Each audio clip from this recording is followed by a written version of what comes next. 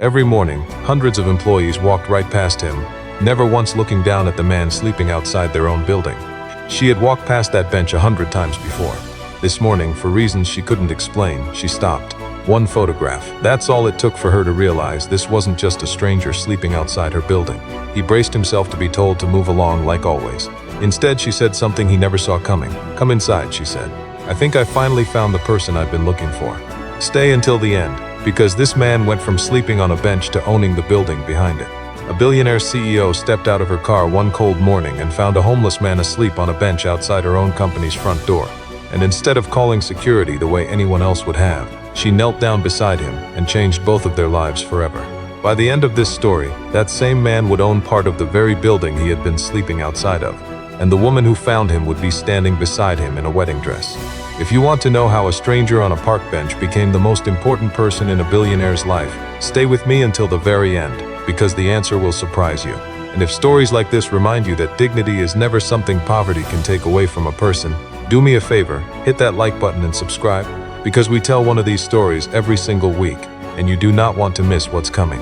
Nathan Cole had been a floor manager at a mid-sized regional warehouse for 11 years, the kind of steady, unglamorous job that let a man raise a daughter, pay rent on a small 2-bedroom apartment, and believe reasonably that his life was on solid ground.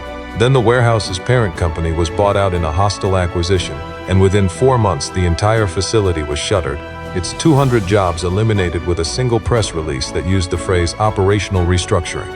Nathan was 35 years old with 11 years of loyal service and a resume that suddenly meant nothing in a job market that wanted younger workers with different software skills he had never needed before.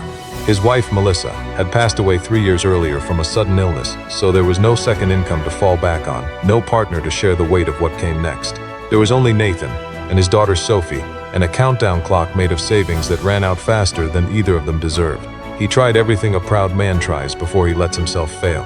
He applied to 43 jobs in the first 2 months, took every day labor shift he could find loading trucks or hauling drywall, sold the car first, then most of the furniture, then finally, when the landlord's patience ran out completely, the apartment itself. His sister Denise, herself a single mother working 2 jobs with barely enough space in her own small apartment, took Sophie in during the week without a moment's hesitation, because that is simply what family does. But there was no room for Nathan too, not without pushing Denise's own 3 children out of the little stability they had left.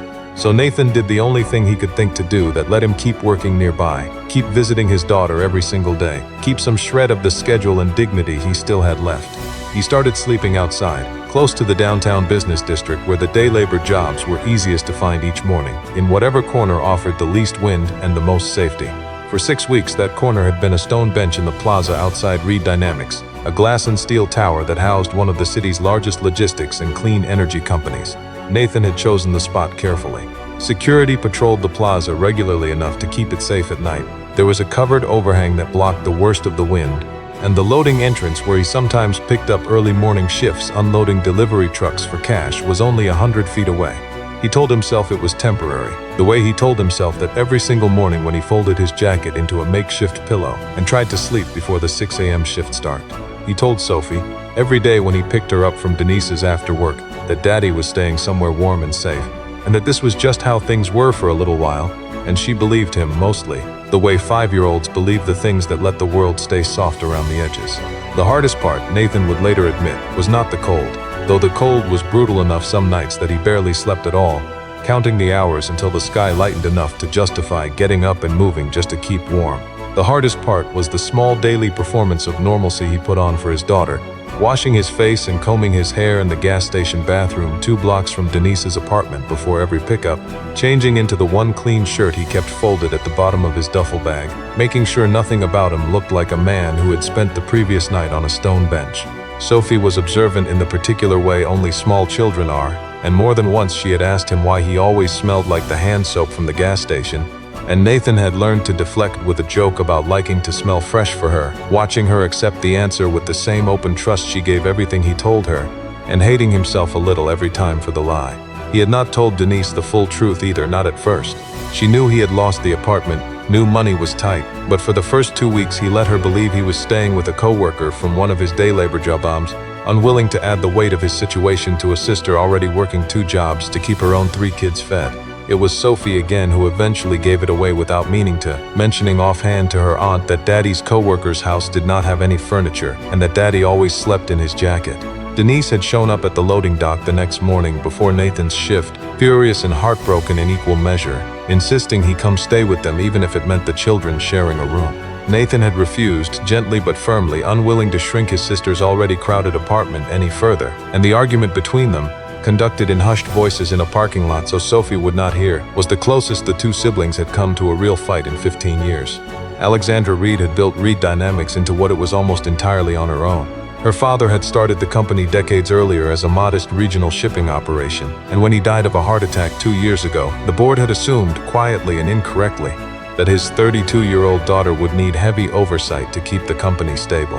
Alexandra had proven them wrong within 18 months, expanding into clean energy logistics technology and doubling the company's valuation, but the cost of that proof had been steep. She worked 80-hour weeks. She had no siblings, no living parents, an ex-fiancé who had left 2 years earlier claiming she loved the company more than she loved him, which was not entirely untrue in the way he meant it, though Alexandra privately understood it differently.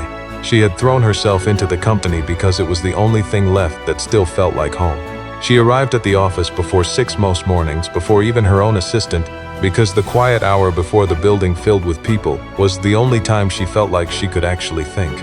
She had walked past the stone bench in the plaza dozens of times over the past 6 weeks, vaguely aware, the way busy people are vaguely aware of things at the edge of their attention, that someone had been sleeping there. She had told herself, each time, that facilities management or the building's security team would handle it appropriately, the way a person tells themselves a problem belongs to someone else's job description. On a Tuesday morning in late October, for reasons she could not fully explain even to herself afterwards, she stopped. It was not any single thing that made her stop that particular morning. It was the stillness of him, the way he had folded his own jacket carefully beneath his head instead of simply lying on the cold stone, the small, neat stack of a folded shirt and a pair of socks beside his duffel bag, as though even in circumstances that had taken everything else from him, he refused to let go of order, of care, of the basic dignity of keeping his few possessions arranged with respect. And then she saw it, tucked half visible in the breast pocket of his worn jacket, a small photograph, creased from handling, of a little girl with curly light brown hair and a gap-toothed smile. Alexandra Reed, who had walked past 100 strangers without a second thought that same week alone, found herself crouching down on the cold plaza stone in her tailored coat, studying the face of a man she had never met, and feeling something she did not have a name for yet. Nathan woke slowly, the way a person wakes when their body has learned to sleep lightly out of necessity, and found a well-dressed stranger kneeling less than 3 feet away, watching him with an expression he could not immediately read. He sat up fast, embarrassed, reaching instinctively for his duffel bag the way he always did when he woke to find someone standing over him, bracing for the request to move along that he had heard from a dozen well-meaning and not-so-well-meaning strangers over the past 6 weeks. "I'm sorry," he said, already gathering his things. "I'll clear out. I know I'm not supposed to be here." Alexandra held up a hand, stopping him. "You don't have to leave," she said. I noticed the photograph. Is that your daughter?" Something in the plain, direct kindness of the question, asked without pity and without judgment, undid something in Nathan that 6 weeks of hardship had not managed to touch. He told her about Sophie before he told her his own name, the way a father talks about his child when the child is the only part of his life still working correctly. He told her, haltingly at first, and then with the strange relief of finally saying it out loud to someone, about the warehouse closing, about selling the car and then the furniture, and then the apartment, about Denise's crowded apartment with no room left for him, about the loading dock shifts that paid just enough to keep him fed but never enough to get ahead. He did not ask her for anything. He told her this, he would explain much later, simply because for 6 weeks not one single person walking past that bench had bothered to ask him a real question, and something about being asked made him feel, for the first time in months, like a person again instead of a problem for someone else's job description to solve. Alexandra listened to the entire story standing in the middle of her own company's plaza, while her assistant texted with increasing anxiety about the 7 a.m. board call, and when Nathan finished speaking, she did something that surprised them both equally. She extended her hand, helped him to his feet, and said, "Come inside. I'd like to buy you breakfast, and I'd like you to tell me more about the warehouse you used to manage." Nathan hesitated, aware of how he looked, aware of the security guards who would ordinarily have escorted a man in his condition straight back out through the revolving doors. But Alexandra simply walked beside him through the lobby with the same unbothered confidence she walked into every boardroom with, and not one person on that ground floor dared to question the CEO's judgment out loud. Over a breakfast that neither of them touched much, in a small private conference room on the second floor, Alexandra asked Nathan question after question, not out of charity but out of something closer to professional recognition, the way one competent person recognizes another. She asked about warehouse logistics systems he had managed, about how he had cut his facility's shipping error rate by nearly 60% in his 4th year on the job, a detail he mentioned almost as an afterthought that made Alexandra set down her coffee entirely. Reed Dynamics had been quietly struggling with almost the exact same problem across 3 of its regional distribution centers for the past year. A problem her own operations consultants, each earning 6-figure salaries, had failed to meaningfully solve. She listened to a homeless man who had spent the previous night on a stone bench describe, calmly and precisely, the exact operational fix her multi-million-dollar consulting contracts had missed. She offered him a job that same morning, not out of pity, but because she recognized, with the same sharp instinct that had doubled her company's valuation in 18 months, that she was looking at genuine, hard-won expertise that her own organization desperately needed. She offered him a mid-level operations position at a fair market salary, enough to get him and Sophie into a stable apartment within the month, and Nathan, still faintly disbelieving that any of this was real, accepted with hands that were visibly shaking as he signed the paperwork. He called Denise from the lobby bathroom before he even left the building that first day, and when he told her what had happened, she was quiet on the phone for so long he thought the call had dropped, until he realized she was crying. The following months were not a simple fairy tale, though the ending of this story might make it sound that way. Nathan worked harder than he had ever worked in his life, determined to prove that Alexandra's instinct about him had not been misplaced kindness but sound judgment. He moved into a modest but stable apartment within 3 weeks, brought Sophie home to live with him again for the first time in months, and watched her sleep in her own bed for the first time since the warehouse closed, an image he would later say meant more to him than anything Reed Dynamics would ever pay him. He implemented the same error reduction system that had worked at his old warehouse across 2 of the company's struggling distribution centers within his first 90 days, saving the company an amount of money that made even the skeptical board members who had quietly questioned Alexandra's judgment go silent. There were harder moments too, ones Nathan rarely discussed even years later. A senior operations director named Craig Feldman, resentful of watching a formerly homeless man rise through the ranks faster than his own carefully cultivated career path, spent months quietly undermining Nathan's proposals in meetings, questioning his credentials behind closed doors, once going so far as to suggest to 2 board members that Alexandra's personal involvement with Nathan's hiring represented exactly the kind of reckless, emotionally driven decision-making the board should be worried about in a young CEO running her late father's company. Nathan found out about the whispered accusations the way people usually find out about such things in a large company, through a sympathetic coworker who thought he deserved a warning before it became a formal problem. For nearly a week, Nathan carried that warning around like a stone in his chest, showing up early and staying late as always, but watching every meeting differently now, wondering which colleague had already decided he did not belong there, replaying every polite smile in the hallway and searching it for the doubt he suspected was hiding underneath. He told Denise about it over the phone one night, admitting for the first time since the job offer that some part of him had been waiting all along for someone to finally say out loud what he privately feared everyone had been thinking since his first day, that a man who had been sleeping on a bench 8 months earlier had no real business sitting in the meetings he now sat in. Denise, who had spent 15 years watching her brother refuse to ask for help, even when he desperately needed it, told him plainly that the only difference between the man on that bench and the man on the phone with her now was that one of them had finally been given a fair chance, and that he owed it to both versions of himself to stop waiting for permission to believe he deserved it. He almost resigned over it, walking to Alexandra's office one evening, fully intending to save her the trouble of a controversy she did not need, only to find her already waiting for him with a folder of her own. She had ordered a full independent review of the outreach programs and cost-saving measures Nathan had implemented the moment the rumor reached her. Not because she doubted him, she told him plainly, but because she wanted the numbers to speak for themselves in a way no one on that board could argue with. The review confirmed what she already knew, that Nathan's changes had saved the company millions, and that Craig Feldman's own department was, in fact, quietly underperforming its targets for the third consecutive quarter. Craig resigned within the month, and Alexandra never once let the story leave that room framed as anything other than what it plainly was. A good employee doing excellent work, exactly as she had recognized on a cold Plaza bench 8 months earlier. Somewhere in the space between those 90-day reviews and board meetings, something had shifted between Nathan and Alexandra that neither of them had planned for or fully acknowledged out loud.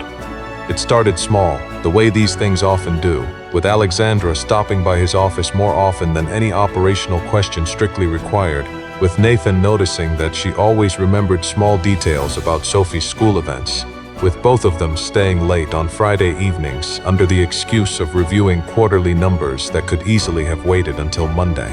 It was Sophie, in the end, 6 years old now and utterly unfiltered the way only small children can be, who finally said what both adults had been too careful to say themselves, looking up at Alexandra during a Saturday picnic in the same plaza where her father had once slept, and asking with total confidence whether Alexandra was going to be her new mommy. Alexandra, caught completely off guard, looked at Nathan across the picnic blanket, and neither of them denied it. Alexandra had not expected any of it, least of all the ease with which Sophie folded her into their small family's rhythms, as though there had always been nests waiting for exactly her shape. She had spent 2 years since her father's death convinced that the company was the only inheritance she had left worth protecting, the only thing steady enough to build a life around, and she had genuinely believed that was enough, right up until a Saturday afternoon with grass stains on her tailored trousers and a 5-year-old asking her, with complete sincerity, to help braid a friendship bracelet. She found herself, for the first time in longer than she could remember, looking forward to weekends instead of dreading the quiet of an empty penthouse, and she understood, slowly and then all at once, that the loneliness she had mistaken for ambition for the past 2 years had simply been waiting for the right people to walk into it.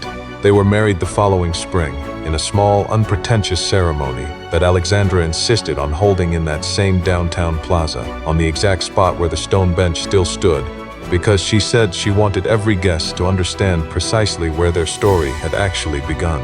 Denise stood as Nathan's only family present, tears streaming down her face throughout the entire ceremony, having never once regretted taking in her niece during the hardest months of her brother's life. Sophie, now 6, served as flower girl in a purple dress that matched her favorite jacket, scattering petals across the same stones her father had once slept on, utterly unaware of the poetry in that, until she was much older, and Nathan finally told her the whole story from the beginning. On the day of the wedding, before the ceremony began, Alexandra had one final surprise that even Nathan had not seen coming, despite having worked beside her for nearly a year by then. She presented him with legal documents naming him a full equity partner and co-owner of Reed Dynamics. Not a gift, she was careful to explain, watching his face carefully as she said it, but formal recognition of the value he had already brought to the company independent of anything that had happened between them personally, structured and reviewed by the board months earlier specifically, to ensure no one could ever again suggest his role had been founded on anything but merit. Nathan, who 8 months earlier had folded his own jacket into a pillow on a stone bench outside that same building, stood in a modest tuxedo holding paperwork that made him legal co-owner of the company, whose front door he had once been too proud to beg outside of, and found himself, for the first time since Melissa died, completely unable to find words for how he felt. So if you have ever found yourself at the very bottom, sleeping somewhere you never imagined you would end up, wondering whether the world had simply stopped seeing you as a person at all, let Nathan Cole's story be your answer. He did not rise because he was lucky, though luck certainly played its part the morning a particular stranger happened to look down instead of walking past. He rose because even at his lowest, folding his one good shirt neatly beside a stone bench in a public plaza, he never once let hardship convince him that he was less than the man he had always been, and it took exactly one person willing to actually stop and ask a real question to see it. Today, Nathan and Alexandra Cole Reed run Reed Dynamics together from the top floor of that same glass tower. Sophie has a bedroom of her own with a window that looks straight down onto the plaza, where her family's story began, and the old stone bench is still there, cleaned and maintained, with a small brass plaque beside it that neither of them have ever needed to explain to anyone who has heard this story. If it reminded you tonight that everyone deserves to be seen, not just noticed, tell us in the comments where you're watching from. Share this with someone who needs a little hope today. And subscribe because a brand new story is waiting for you same time next week.